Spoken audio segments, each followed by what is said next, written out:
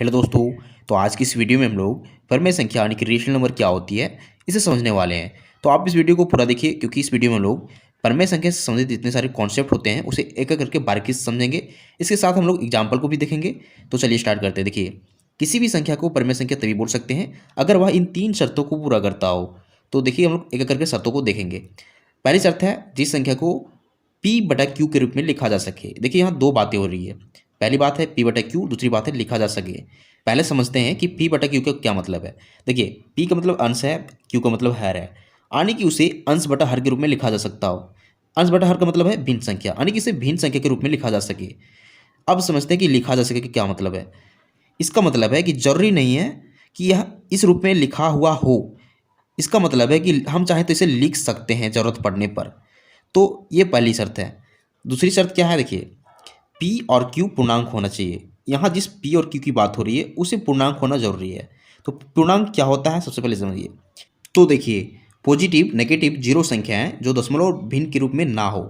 यहाँ कहने का क्या मतलब है? आप जानते हैं कि पॉजिटिव संख्या क्या होती है? धनात्मक संख्या। नेगेटिव संख्या मतलब ऋणात्मक संख्या। जीरो मतलब जीरो, शून्य। तो आप इन तीनों संख्याओं को ले सकते हैं, लेकिन कंडीशन क्या है कि यह संख्याएं दशमलव और भिन्न के रूप में नहीं होना चाहिए, तभी इसे पूर्णांक बोल सकते हैं। तो उम्मीद करते हैं आपको पूर्णांक समझ में आ चुका होगा। तो देखिए, सेकंड शर्त क्या था कि P और Q का पूर्णांक होना चाहिए। यानी कि देखिए, P जो अंश में है उसे भी पूर्णांक होना चाहिए और Q जो हर में है उसे भी पूर्णांक होना चाहिए।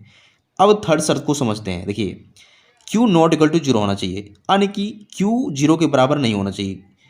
तो ये तीन शर्तें, कोई भी संख्या इन तीन शर्तों को पूरा करता हो तो वो परमेय संख्या कहलाता है। समझिए बात को।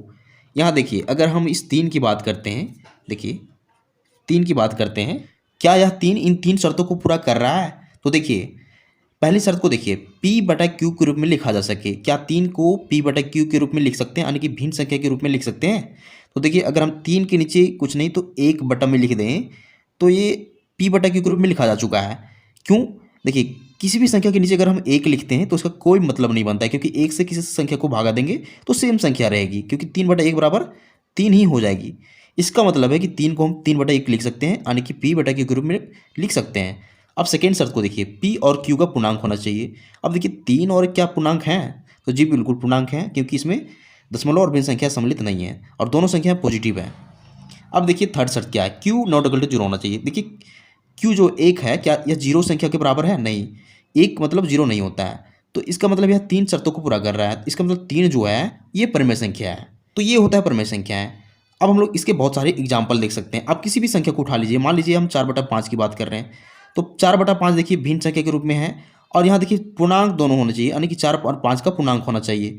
तो दोनों पूर्णांक हैं, और Q जो है नॉट इक्वल टू जीरो है, क्योंकि 5 जीरो के बराबर नहीं है। तो ये दोनों जैसे 3, 4/5 ये परमेय संख्या के एग्जाम्पल हैं। इसके साथ बहुत सारे एग्जाम्पल बन सकते हैं। तो उम्मीद करते हैं परमेय संख्या क्या होती है आपको समझ में आ चुका होगा। तो अगर आपको वीडियो पसंद आता है तो वीडियो को लाइक कीजिए, चैनल को सब्सक्राइब जो कीजिए, क्योंकि हम इसी तरह वीडियो बनाते रहते हैं जो आपके काम का हो। Thank you.